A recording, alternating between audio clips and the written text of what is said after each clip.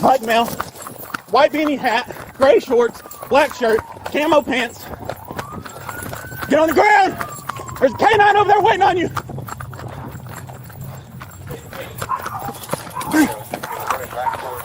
Taser!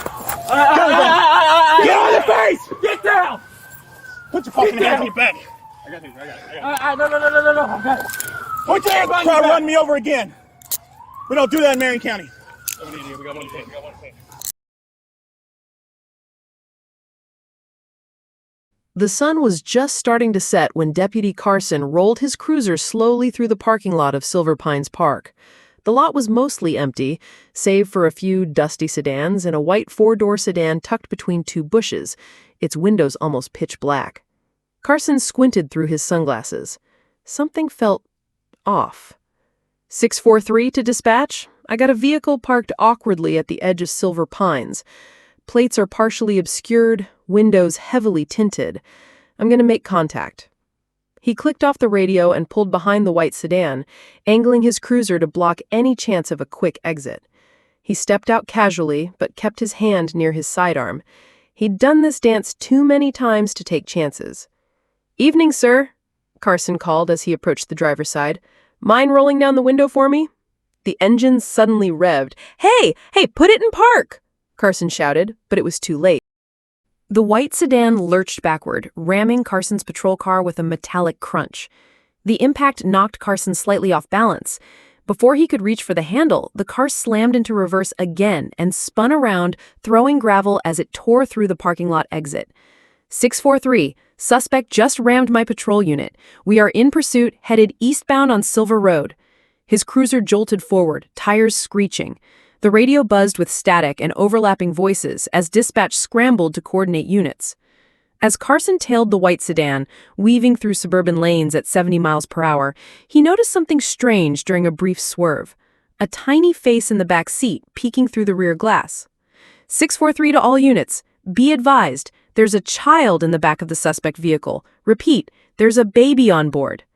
That changed everything. Carson eased off slightly. The chase continued, winding through Emerald Road, then left on 79th Avenue. The suspect was reckless, swerving into oncoming lanes, but never quite crossing the line into lethal danger. Was he protecting the child, or using it as cover? Near the corner of Silver Pass and Mary Camp, Carson saw his opening. With a practiced flick, he executed a textbook PIT maneuver. The white sedan spun out, crashed through a plastic fence, and came to a stop in a ditch. Carson jumped out, gun drawn.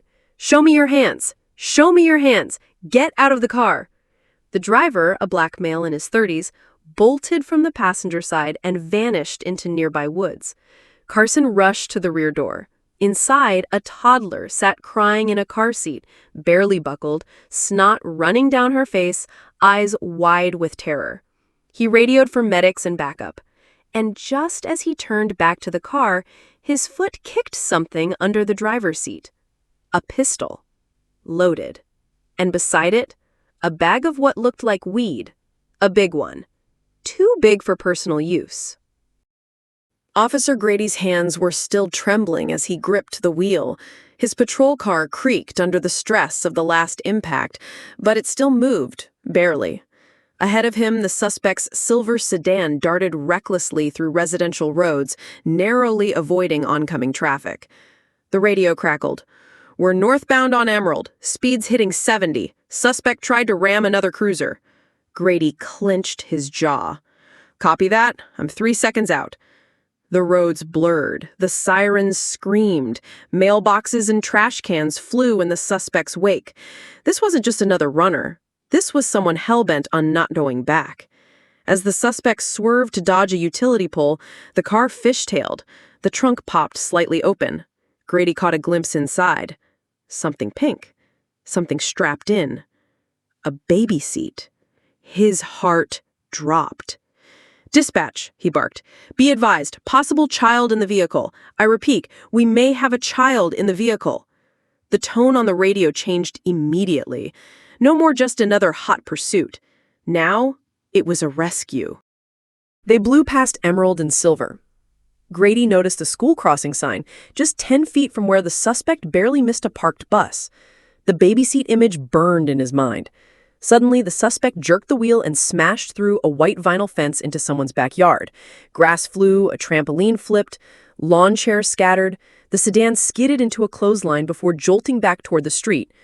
Grady didn't hesitate. He gunned his engine, following through the debris. This guy's going to kill someone. I'm not letting him out again. At the corner of Oakwood Drive, the suspect made a last-second hard right. Grady followed. Come on, he muttered. And then he saw his moment. The suspect slowed just enough to avoid a dog darting into the road.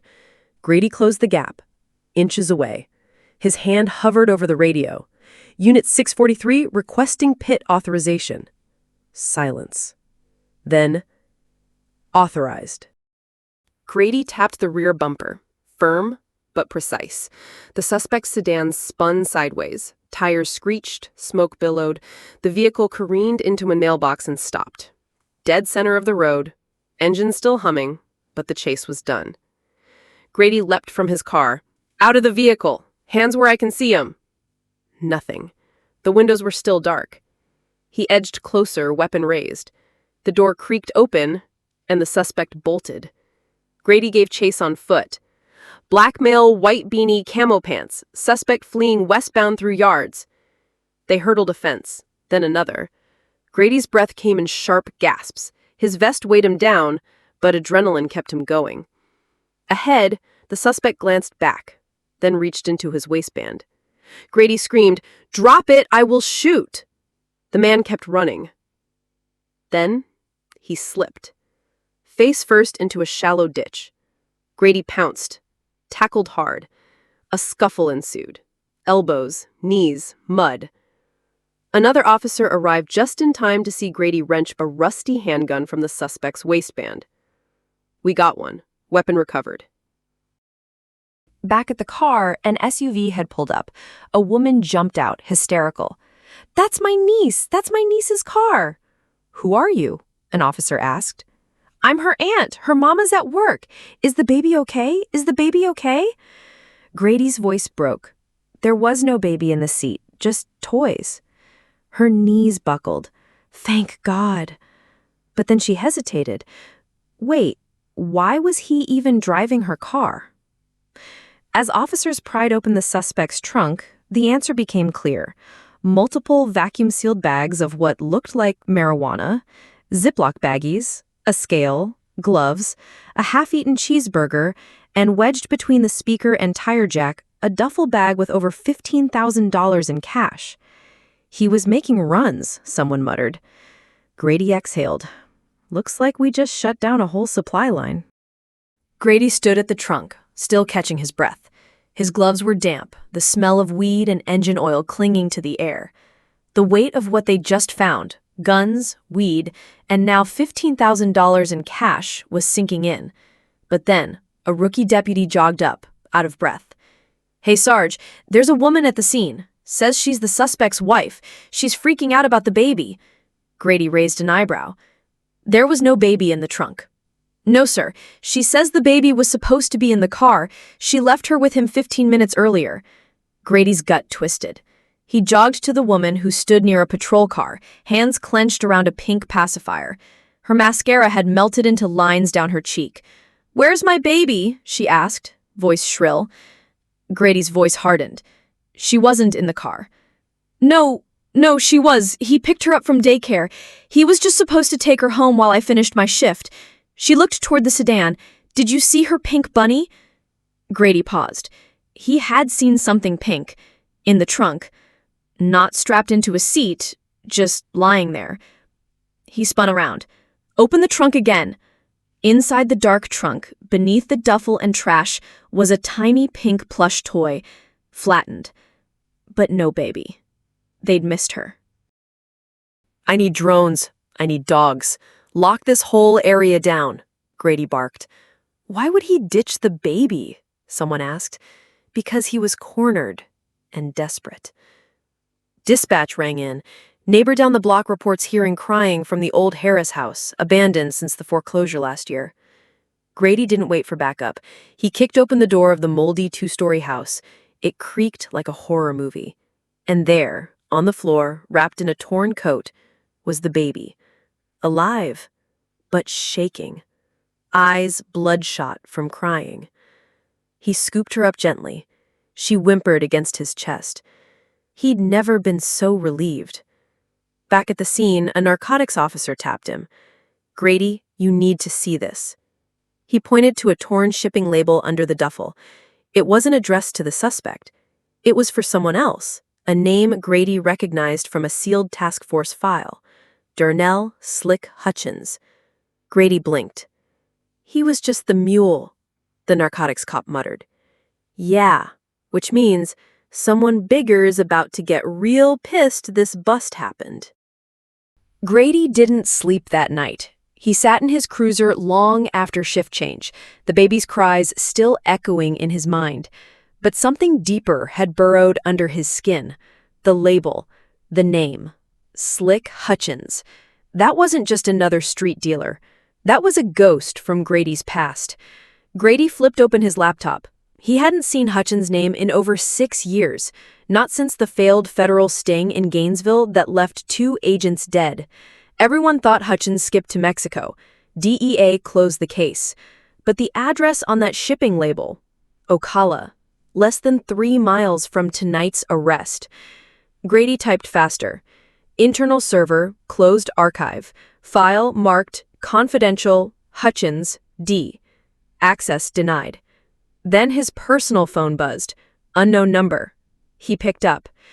"You're poking at the wrong file, deputy." Click. Silence. Within minutes, a black SUV rolled past the edge of the crime scene. Slow. Tinted windows. No plates. Grady clacked it. He wasn't the only one watching. Later, bodycam footage would confirm it circled twice. Back at the station, the rookie deputy from earlier approached nervously. "Sir, I found this inside the baby's blanket." It was a flash drive. Grady inserted it into a secured machine. It wasn't just baby pictures. It was a short video, grainy, time-stamped 3 nights ago. The camera was angled toward a makeshift table. On it, the same vacuum-sealed bags and a Glock. A voice off-camera, "Shipment leaves Wednesday. No screw-ups." And then another voice. One Grady recognized. It wasn't the suspect from the chase. It was Deputy Colin Reese, Marion County Sheriff's Department. Grady's hands went cold. Reese was the one who first called in the pursuit tonight. Reese was the one who showed up just after the baby was found. And Reese was now gone. No one had seen him since clocking out. Grady opened the trunk inventory from earlier. The chain of custody was signed by Reese. He slammed his fist against the desk. This wasn't just a bust. It was a smokescreen. Grady didn't report the flash drive. Not yet. Not to command, not to internal affairs, not to anyone. Because the last time someone tried to expose a leak in Marion County, they didn't make it to the weekend. Instead, he drove home in silence. Every shadow in the rear view looked like Reese's SUV. At 3:42 a.m., he turned off his phone. By morning, something was off at the station. The entire segment of Grady's dashcam feed, from the moment he arrived at the trunk search, was missing. Not corrupted, deleted. When he brought it up casually to the tech guy, Kevin from Evidence, the man blinked twice, then lowered his voice. "Some files got pulled by CID. Unusual request. No paper trail." Grady leaned in. Did Reese access them? Kevin didn't answer. He just nodded once. Later that day, Child Services called. The baby from the back seat? Her name was Mira, but her birth certificate listed no father. And her mother? A missing person. Jasmine Fields, last seen 4 months ago in Gainesville, right around the time Slick Hutchins reappeared. Grady requested the photo.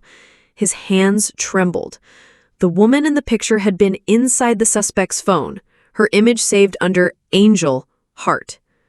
Except she wasn't in any recent photos, only screenshots from surveillance cams. Grady knew what he had to do. He returned to the GPS unit recovered from the suspect's vehicle. Hidden in the history logs was a single destination repeatedly pinged after midnight: 1105 Arcadia Rail Depot, an abandoned warehouse. He didn't request backup. Not from Reese, not from anyone. Instead, he grabbed a secondary vest, turned off his body cam, and headed out alone. The warehouse loomed like a rusted tomb. Inside, the air smelled like metal and mold. Racks of empty crates, a toddler's toy lay on the floor. And then, the soft whir of a camera shifting. Grady froze. A laser dot appeared on his chest, then another. Then a voice. "You never should have opened the trunk." Grady didn't breathe. The warehouse lights flickered overhead, casting shadows like slats of a cage. The red laser dots stayed locked on his chest. He raised both hands slowly, his radio hanging loosely from his vest. "This is Deputy Grady with Marion County Sheriff's..." A voice cut through the echo. Low, gritty, amplified. "You opened the wrong trunk, Deputy." Grady scanned the rafters. Nothing, just crates and dust. He took half a step back. "Stop moving!" The lasers didn't waver. One of the TVs flickered on against the far wall. Static cleared. It was live footage from his own body cam. Then another angle appeared from above. A drone feed. It showed his patrol car, the warehouse, the entire damn block. "They've been watching me," Grady muttered. A steel door opened behind him. Footsteps. 4 of them. Boots. Grady turned, inch by inch, and there stood Reggie Gaines. Not in cuffs, not bleeding, smiling. "You really thought the weed was the main dish," Reggie said. Behind him, 2 more men appeared. Tactical gear. No badges. Then one of the men lifted his helmet, a face Grady recognized. Deputy Lance Weaver, his own precinct. "No way," Grady whispered. "You're one of us." Weaver smiled. "Was." A rifle butt struck the back of Grady's knee. He dropped. "We warned you," the voice echoed again, "but you didn't listen." Grady's vision blurred as they dragged him toward the crates. One had been opened. Inside, plastic wrap, military-grade weapons, and one thing that made his blood run cold: a Marion County patrol badge. Grady's wrists burned from the zip ties. His badge had been stripped, his vest tossed in a corner like laundry. He sat against a crate marked paint supplies, which, judging by the smell, definitely wasn't paint. Across the warehouse floor, Deputy Lance Weaver leaned over a metal table loading a Glock with methodical precision. Reggie sipped a soda like this was a backyard barbecue. "You know what your problem is, Grady?" Reggie said, licking barbecue sauce off his fingers. "You still think this county plays by the rules." Grady spat blood on the concrete. "You rammed my cruiser with a baby in the backseat. What part of that's off the books?" Weaver chuckled. "The baby was real. But she wasn't his. We borrowed her. Insurance." "From who?" Weaver nodded toward a side room. "Ask her yourself." They dragged a woman into the light, bruised, disoriented, eyes swollen shut. Grady recognized her. She was the one screaming back at the traffic stop, "My niece! My niece!" Except now, she looked straight at Grady and said, "He didn't steal her. I gave her to him." The room fell silent. "I owed them," she said. "You don't say no when someone saves your brother's life in prison." Grady's stomach turned. "You let your niece ride in a rolling drug lab to repay a favor?" "I did worse than that," she whispered. Grady didn't want to know, but the next line ripped through him like glass. "I told them which patrols were light. I told them about you." Weaver slammed his pistol on the table. "She didn't tell us about you, Grady. That came from higher up." He grabbed a folder off the crate, tossed it. Inside, photos. Grady at home. Grady walking his dog. Grady picking up his nephew from school. Drones. Bodycam footage. Some labeled pre-cleared. "You were under review long before this bust." "Review by who?" Grady asked. A door opened. A man in a full Marion County uniform walked in. Except he wasn't Marion County. His patch had no county name, no rank, just a symbol. A white triangle over black. "By us," the man said. "And it's time you made a choice."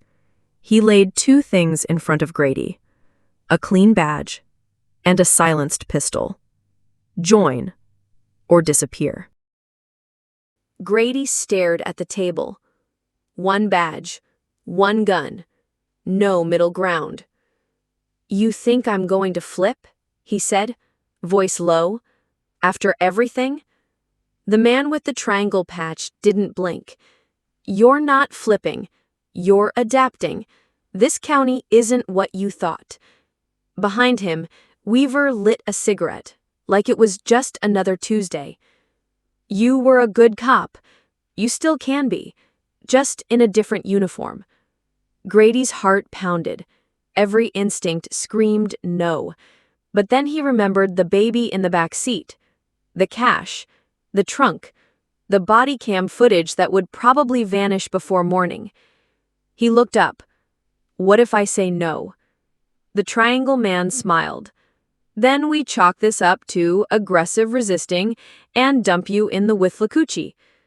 Grady nodded slowly, then coughed. Loud. 3 times. A strange rhythm. Outside the warehouse, just beyond the weeds, a mic clicked on. Confirming triple cough, moving in. It was his backup plan, the one he hoped he'd never need. Body cam running, audio hot. He was wired. And someone was listening. But then, silence. The triangle man tilted his head. Cute trick. Shame it won't work. He held up a small black box with a blinking red light. "Signal jammers. Don't enter warehouses without checking the roof, rookie." Grady's stomach dropped. The wire was dead. The backup, gone. But what the triangle man didn't know, the wire wasn't the only device. As he stepped forward to retrieve it, Grady grinned. "You think I put my trust in radios?" He shifted slightly, exposing the backup GoPro still wedged beneath his vest, silently recording the last 12 minutes on local memory. Red light, blinking. Unjammable, undeniable. "I don't need backup. I just need daylight." Then he lunged. This silence after the voice was suffocating. Grady didn't move. Laser dots still danced on his vest. But then, a crack of static. "Sheriff's office, drop the weapon and step out now." It wasn't Grady's voice. It came from behind. Flashing lights filled the warehouse windows. Backup had arrived. From behind a stack of crates, a figure stood, hands raised. Not the same voice, not the same silhouette. This one wore a vest. A badge. "Detective Voss," he said calmly, stepping forward. "Put your guns down. We've been running this sting for 6 months." Grady narrowed his eyes. "You almost let him kill me," he said through clenched teeth. Voss shrugged. "You weren't supposed to open the trunk." The shadows near the far wall shifted again. Someone else stood there. Same man from the chase, same face on the dashcam footage, but now a smirk on his face and a wire in his ear. "Grady," he said, waving a phone. "Smile, you're live." Grady lunged, but the man turned and ran deeper into the warehouse. Gunshots. 2 quick pops, then silence. The aftermath. By sunrise, the scene had been swarmed. FBI, DEA, even a couple suits with no name tags. Grady sat on the back bumper of his patrol car, blood on his sleeves. His body cam dangled, cracked, but still recording. A medic handed him water. He didn't take it. Sheriff Carson walked over. "You did good," he said quietly. Grady looked up. "We almost let a kid die because someone wanted a damn headline." Carson said nothing. The footage ends with officers opening a second car inside the warehouse. Inside, 2 passports, 3 cell phones, a baby blanket, a picture of a woman and child, faces blurred. Cut to black. A line fades in. Some monsters don't live in shadows. They live in plain sight. End of Bodycam Chronicle. Case number 643-FW. Status: sealed.